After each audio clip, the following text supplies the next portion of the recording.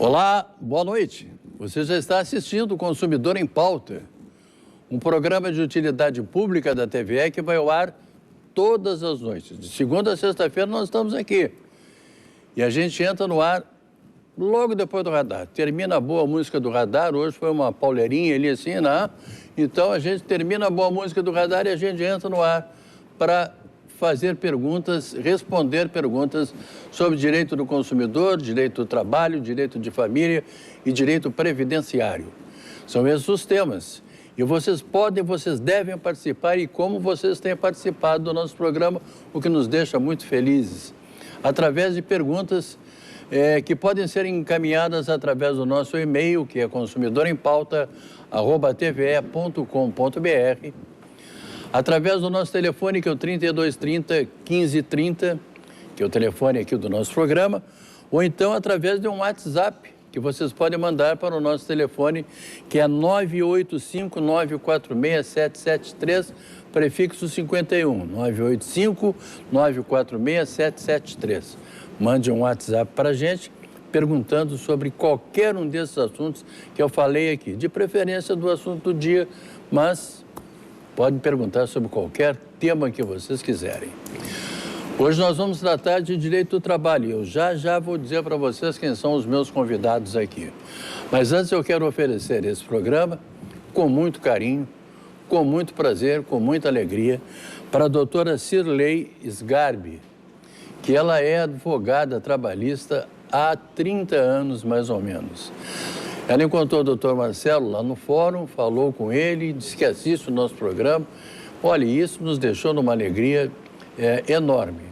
Doutora Cirlei, um grande abraço, com todo o carinho, com todo o respeito da gente aqui. E fique aí. Qualquer dia nós vamos lhe convidar para a senhora vir aqui participar do nosso programa também, tá bom? Muito obrigado pela sua presença. Eu hoje vou ter o prazer de receber aqui, lá na minha esquerda, bem na ponta esquerda, está o doutor Marcelo Armigliato de Jesus, que é advogado especialista em direito do trabalho. Boa noite, doutor Marcelo, tudo bem? Boa noite, Machado, tudo bem? Boa noite aos telespectadores, em especial a doutora Cirlei, que encontrei hoje na Justiça do Trabalho. Boa noite, doutor Zambrano. Estamos aí para responder os questionamentos da nossa audiência. Doutor Marcelo falou e eu tenho o prazer enorme de repetir aqui o nome do doutor Guilherme Zambrano, que é juiz do trabalho. Boa noite, doutor Guilherme, tudo bem? Boa noite, Machado. Boa noite, Marcelo. Boa noite. Mais uma vez, obrigado pelo convite, pela oportunidade de estar aqui esclarecendo as dúvidas dos trabalhadores na TVE. Muito obrigado. O doutor Zambrano tem o seguinte, o doutor Guilherme Zambrano, que é juiz da Justiça do Trabalho, ele acaba de lançar um livro, Cálculo Trabalhista Simplificado. É esse livro que está aqui. Ele teve fez a gentileza de me oferecer um exemplar também para o doutor Marcelo. Mas tem mais. Esse livro do doutor Guilherme Zambrano, ele será sorteado também aqui no nosso programa. Então, eu estive conversando com a editora do nosso programa, que é a Isabel, e acertei com ela o seguinte: a primeira pessoa que ligar para o 3230 1530 é que vai receber o livro do Dr. Guilherme Zambrano, tá bom? Ele fica aqui na portaria e assim que a pessoa ligar, a gente, a Isabel me passa o nome e eu digo para quem é o telespectador sorteado. Dr. Guilherme, muito obrigado. Sei que o senhor, além do livro, também tem um curso que está preparando sobre muitos assuntos do direito do trabalho. Isso, exatamente. Na verdade, é um curso que ensina justamente o conteúdo desse livro, né, da Cálculo Trabalhista Simplificado. Vai acontecer no Hotel Embaixador, dias 21 e 22 de agosto agora, né? E está sendo organizado pela empresa Conecta Advogado. Sim. E tem aí nas redes sociais, a minha própria página tem divulgação, né? E as pessoas podem no site também encontrar. E é uma oportunidade aí para quem precisa e considera útil entender de cálculos trabalhistas. O Dr. Marcelo já fez o curso, né? Verdade. E acho que é uma ferramenta útil para sala de audiências, para petições iniciais, defesas. É uma ferramenta muito útil e é útil também para você, telespectador, que de repente quer entender melhor o que está recebendo o contra-cheque, vai ter a plena ciência aqui de como funcionam os cálculos trabalhistas. Dia 21 e 28 de agosto. 21 e 22. 21 e 22. Isso. Não coincide com a Confraria da Amizade? Não. Então tá bem, então tá tranquilo. Porque o doutor Marcelo e o doutor Zambrano são assíduos, né? Então, o doutor Marcelo é organizador, o doutor Zambrano convidado sempre. Bem, então tá.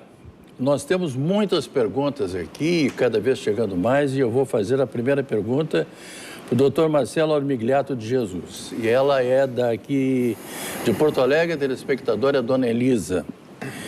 Ela pergunta quais são os direitos da estagiária, já que a minha avó faleceu dia 16 de julho, e como ela morava no interior, a Elisa foi obrigada a faltar dias 16, 17 e 18. Faz 8 meses que ela está estagiando numa empresa. Ela quer saber quais são os direitos que ela tem, doutor. Elisa, em primeiro lugar, meus sentimentos aí pela perda da tua avó, né? O estagiário tem, Machado, o principal direito, eu diria, do estagiário é o aprendizado. O direito ao aprendizado, e isso é muito valioso, né? O aprendizado da sua profissão, do seu ofício futuro. Eu fui um que fiz estágio no escritório de advocacia e saí de lá praticamente advogando. Então, isso é um bem muito valioso. Esse é o principal direito. Mas é claro que o estagiário possui outros direitos, né?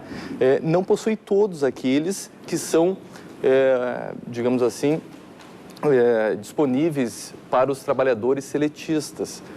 O estagiário possui, por exemplo, o direito a um recesso, uma pausa de 30 dias para cada ano que ele trabalhar, que seria mais ou menos aquelas férias do trabalhador seletista. Mas esse recesso ele não é remunerado com um acréscimo de 1/3, certo? O estagiário ele possui uma jornada reduzida de 6 horas, mas em relação a essa pergunta, provavelmente ela esteja querendo saber se ela terá direito ou não ao abono dessas faltas, esses 3 dias que ela faltou. E aí, infelizmente, eu vou lhe dizer que não, que o artigo lá na CLT, nós temos um artigo 473 que disciplina aquelas faltas legais, aquelas faltas onde o trabalhador pode se ausentar do trabalho e ter garantido a sua remuneração. Por exemplo, o cidadão que perde um cônjuge, um ascendente ou um descendente, ele pode se ausentar 2 dias do trabalho. Também em caso de casamento, pode se ausentar 3 dias do trabalho. Mas isso é uma previsão da CLT, é uma previsão que está na lei, que ela somente se aplica aos empregados seletistas. A lei do estágio 11.788, ela não recepcionou essas normas aqui. Então, não há na legislação do estágio nada que proíba o teu empregador de te descontar esses dias de falta, a não ser, obviamente, o bom senso, né, Machado? Porque, afinal de contas, ela perdeu a avó dela. Mas, legalmente, não há nenhuma previsão para que o empregador não desconte essas parcelas. Mas nada impede que o empregador também ceda os 3 dias para a estagiária. Nada impede. Mas aí seria uma liberalidade do empregador. Empregador, desculpa. Na verdade, não é empregador porque é um contrato de estágio. Nós chamamos de unidade concedente. Doutor Guilherme Zambrano, já tenho aqui o nome do telespectador que ganhou o livro. É o senhor Paulo Gilberto Gonçalves da Paixão, ele mora na cidade de Esteio e vem aqui na TVE essa semana retirar o livro. Tá bom? Então tá. Parabéns aí, saudações a ele. Viu que bom? Esse programa aqui é um programa totalmente liberal. Tá aí o programa. Esse aí é o programa. Show. Esse é o livro que o doutor esse aqui é o exemplar fechado que ele vai ganhar. É o exemplar fechado, exatamente. Então tá que o seu Paulo vai ganhar. Tá bem. Doutor Guilherme, vamos lá então às perguntas que vêm da cidade de Alvorada, é Dona Vanessa. Ela disse que trabalhou por 10 dias como vendedora numa grande loja de material de construção. No primeiro dia, ela levou toda a documentação dela. Não forneceram o vale transporte e eu estava tirando do meu bolso, pelo que resolvi não ficar na empresa e pedi para sair. Falaram que iriam calcular o que eu tinha a receber e me depositariam. Então, descobri que não haviam nem me registrado. E já se passaram 15 dias, ligo e fico me enrolando e não pagam. E ela quer saber como é que ela pode receber esses dias que ela trabalhou, doutor. Olha, se é verdade, né, e tudo indica que ela está sendo enrolada pelo empregador, talvez seja o momento já de procurar um advogado, né, para encaminhar uma solução para esse problema. Não parece que seja o caso, né, de provocar diretamente uma ação judicial. Né? Nós temos agora a possibilidade do acordo extrajudicial, né, e pelo tempo de trabalho que ela tem aí de 10 ou 15 dias, né, talvez não justifique movimentar a máquina judiciária e ir na Justiça do Trabalho para conseguir resolver esse problema. Talvez com uma notificação extrajudicial aí que o advogado possa fazer, ele possa conseguir solucionar esse problema. Mas, sem dúvida, ela tem direito ao pagamento desses dias, né? O empregador, ao não anotar a carteira dela, infringiu a legislação, ele tinha a obrigação, o dever de fazer essa anotação da carteira de trabalho, né? Mas talvez aí o valor que ela tenha a receber, eu não sei exatamente quanto era o salário dela, mas seria 1/3 do salário combinado para um mês aproximadamente, né? Não justificasse, ela não parece ter uma pretensão de aviso prévio e outras questões que ela até poderia ter direito eventualmente, né? Mas teria que verificar se ela assinou algum contrato, se tinha prazo determinado ou não, e ela pode solucionar isso de uma maneira mais simples, desde que ela conte com a boa vontade do empregador. Caso contrário, ela vai ter que acionar a justiça por meio de um advogado e aí vai sair certamente bem mais caro até para o empregador, né? Doutor Marcelo, Dona Maria Luísa mora na cidade de Esteio. Ela disse que trabalhou durante 4 meses no emprego e, ao mesmo tempo, 1 ano e meio no outro. Ela era cozinheira. Ela gostaria de saber se ela tem direito ao seguro-desemprego. Olha, Dona Maria Luísa, se você foi despedida sem justa causa, ou for despedida sem justa causa, sim, você terá direito ao seguro-desemprego, porque você já preenche os requisitos para recebimento, seja num primeiro encaminhamento, seja num segundo encaminhamento, ou mesmo a partir do terceiro encaminhamento. Só lembrando, no primeiro encaminhamento, o trabalhador deverá comprovar ter recebido salário 12 meses, ao menos em 12 meses dos últimos 18 meses. Num segundo encaminhamento, o trabalhador deverá comprovar ter recebido ao menos 9 meses de salário nos últimos 12. A partir do terceiro encaminhamento, aí sim, a partir do terceiro encaminhamento, você deverá comprovar ter recebido pelo menos 6 meses que se antecederam à sua despedida, ter recebido salário nesses 6 meses que antecederam a sua despedida. Ela, trabalhando já 1 ano e meio, ela já possui, então, Machado, o direito ao recebimento do seguro-desemprego. Doutor Guilherme Zambrano, tem uma pergunta que chegou agora por telefone aqui, é uma pergunta curta, eu sei que não tem como o senhor responder absolutamente no tempo exato, mas o telespectador Felipe, que é aqui de Porto Alegre, ele pergunta quanto tempo um processo fica no TST? De fato, né, Machado, é uma pergunta que a gente não pode responder com uma precisão absoluta, né? Isso varia de processo para processo. Um processo pode ir para o TST com um agravo de instrumento, por exemplo, para recepção de um recurso de revista, e nesse caso o julgamento pode ser um pouco mais breve, especialmente se não for provido o agravo de instrumento. Agora, se tiver que adentrar no mérito do recurso de revista, costuma demorar um pouco mais.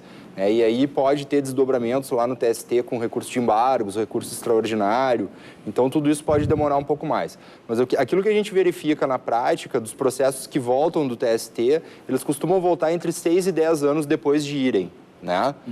Então, pode ser um pouco menos, dependendo se for um processo mais simples e que não vai ser conhecido o recurso, ou um pouco mais se tiver uma discussão um pouco mais extensa no TST e mais ainda se chegar no STF, né? Bom, Felipe, tomara que tu resolva tudo antes, né? E que não demore um tempo assim tão grande. Doutor Marcelo, o senhor Mário Fernando de Encruzilhada do Sul, ele diz que faz 12 dias que ele está desempregado, pois o contrato de trabalho dele terminou. A empresa até agora não pagou meu aviso prévio, nem meus direitos trabalhistas e não assinou a minha carteira. Ele quer saber o que ele faz. Olha, seu Mário, a primeira atitude seria buscar, já que não assinaram a sua carteira, seria buscar o reconhecimento desse seu vínculo de emprego. Você poderia procurar, por exemplo, um advogado, ingressar com uma ação trabalhista, levar ao juiz essa situação, comprovar que você teve um trabalho com subordinação, um trabalho não eventual e pedir o seu vínculo jurídico de emprego. A partir desse pedido é que nascem os demais direitos trabalhistas, como, por exemplo, aí as parcelas rescisórias, que você teria direito, 13º proporcional, férias acrescidas de 1/3 proporcionais ou vencidas, se for o caso, multa de 40% do fundo de garantia, aviso prévio e também poderia postular até mesmo a multa do 477 da CLT, porque os valores ainda não lhe foram pagos. Tá? Mas o primeiro encaminhamento seria pedir o reconhecimento desse seu vínculo de emprego. Doutor Guilherme Zambrano, o Orlando, ele mora na cidade de Sapucaia do Sul. Ele diz o seguinte: perdi parte de 3 dedos num acidente na prensa excêntrica, na empresa em que trabalho. O acidente já faz 7 anos. Ele quer saber quando ele sair, eu acho que quando ele for despedido, se ele vai ter algum direito.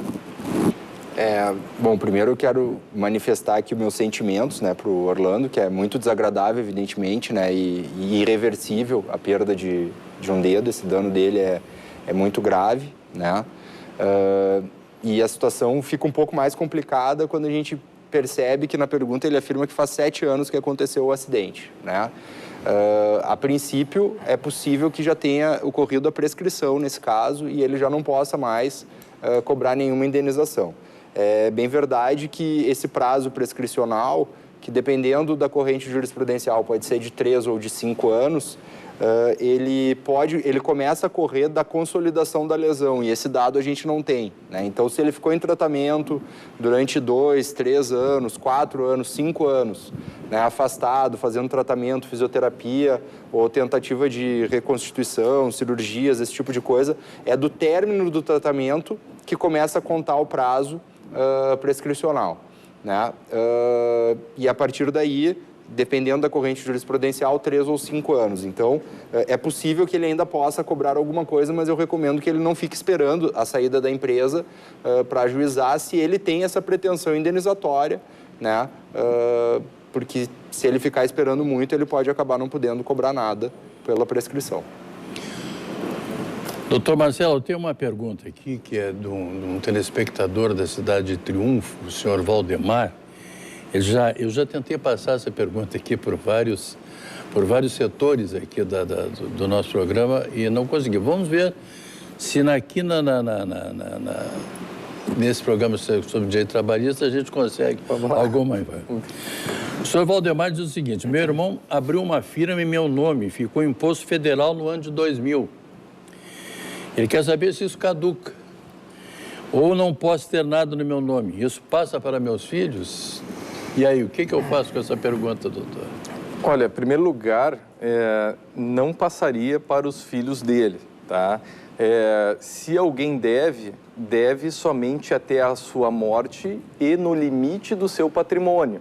Então, se ele deixar algum patrimônio, poderá, sim, haver aí, digamos assim, uma tentativa de bloqueio de alguma coisa, de penhora de algum valor. Mas, caso ele não deixe nenhum patrimônio, não tenha nenhum patrimônio na data do seu óbito, os filhos não responderiam por isso. Se caduca ou não caduca, né? Nós teríamos que saber se o processo está tramitando, se desde essa data o processo está, uma execução, pelo que me parece, imposto de renda, se o processo está andando desde essa data, na tentativa de localização de bens, me parece que ainda não estaria prescrita essa dívida, tá? Então, teríamos que, para dar uma resposta completa, conhecer um pouco melhor esse processo, certo? Mas, em princípio, se o processo estiver andando, não há prescrição, né? Se o credor estiver tentando cobrar o seu crédito, não há uma prescrição e, como já falei, isso não passaria para os seus filhos. Tá bom, então, Valdemar, acho que esclarecemos definitivamente o seu assunto aí, tá bom? Desculpa pela demora. Doutor Zambrano, a dona Regina, que mora na cidade de Montenegro, ela trabalhou durante 16 meses cuidando de uma senhora de 83 anos. Quem me pagava era a filha dela, que mora numa fazenda e só vem ver a mãe de 2 em 2 meses. Trabalhei inicialmente das 7 horas da noite até as 7 horas da manhã. Também trabalhei das 5 horas da manhã até a meia-noite. Minha carteira nunca foi assinada e ela só folgava 2 vezes por mês aos sábados. E ela quer saber que direitos ela tem, doutor. Olha, a princípio ela tem todos os direitos, né? Ela começa tendo direito à anotação da carteira de trabalho, né? A partir da anotação da carteira de trabalho, ela vai ter férias, provavelmente em dobro, aquelas que já são mais antigas, algumas férias de forma simples. Ela vai ter direito à gratificação natalina. No período posterior à regulamentação da ampliação dos direitos do trabalhador doméstico, ela vai ter direito a depósito do FGTS, inclusive, né? E aí também, posterior a essa ampliação dos direitos dos domésticos, uma boa quantidade de horas extras aí, né? Que precisa ficar demonstrado tudo isso no processo, né? Mas ficando demonstrado que realmente ela trabalhou nessa dimensão que ela está falando, é uma quantidade muito expressiva de horas extras, que ela teria direito, e isso ela precisaria de uma ação judicial, né, para conseguir concretizar. Doutor Marcelo Armiglietti Jesus, o senhor Renato mora aqui em Porto Alegre. Ele trabalha faz 2 anos e 2 meses numa empresa e quer sair, mas o patrão dele não quer despedi-lo. Ele vai entrar com um pedido de rescisão indireta e gostaria de saber se ele pode retirar o fundo de garantia do tempo de serviço dele. Olha, em primeiro lugar, Renato, o trabalhador que deseja sair, que deseja se demitir, ele tem um direito a fazer isso e ele pode fazer isso, e contra esse ato não há uma resistência ou não pode haver uma resistência do empregador, tá certo? Acontece que muitas vezes o trabalhador não quer sair porque sabe que vai perder alguns direitos ou porque está, na realidade, essa sua vontade, essa sua intenção está sendo maculada por algum ato lesivo do empregador. Se for esse o caso, você diz, vou entrar com uma rescisão indireta e gostaria de saber se posso sacar o fundo de garantia. Em primeiro lugar, a rescisão indireta, ela é uma atribuição de falta grave ao empregador. Você tem que ter uma prova de que você, por exemplo, não estão depositando seu fundo de garantia, não estão recolhendo seu INSS, atraso no pagamento de salários, atraso no fornecimento de vale transporte, vale alimentação, enfim, você precisa ter provas disso. E ainda que as tenha, se você ingressar com uma ação, você precisa ingressar com uma ação. O juiz determinará a citação da empresa para a defesa. E somente, via de regra, somente ao final do processo, com a sentença que lhe der um ganho de causa, aí sim o seu fundo de garantia será liberado. É improvável que o seu fundo de garantia seja liberado já no início do processo, certo? Então você tem que ter isso em mente. Lhe aconselho, de repente, a procurar um advogado aí da sua confiança. Doutor Zambrano, o Juarez aqui de Porto Alegre, ele trabalha numa empresa de transporte de imóveis, no depósito ele trabalha. E no mês de junho, um armário caiu sobre o meu pé. Foi um acidente de trabalho e a empresa não quer se responsabilizar. Eles podem se negar a assumir a culpa?